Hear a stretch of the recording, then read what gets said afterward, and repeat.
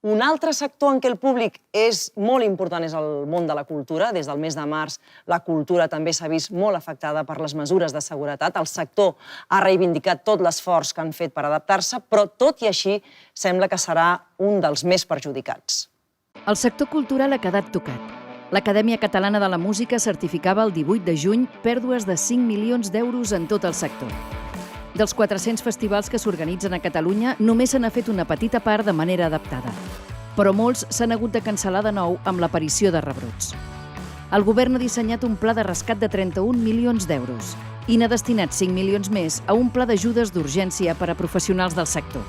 A finals de juny ja l'havien sol·licitat 1.600 treballadors. Però el que preocupa més als artistes, tècnics i altres agents culturals és com queda l'escenari postpandèmia. Quina serà la relació amb els artistes si només sobreviuen els grans organitzadors? Tenim eines per assumir una digitalització ràpida de l'agenda cultural en cas que torni a fer falta?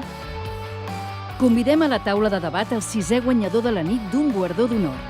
Premi d'honor al mecenatge Miquel Suquer, en representació de la Fundació Castell de Peralada. El mecenatge pot ser una eina per reparar el teixit cultural? Té sentit invertir en esdeveniments d'assistència massiva? Cultura sense gent?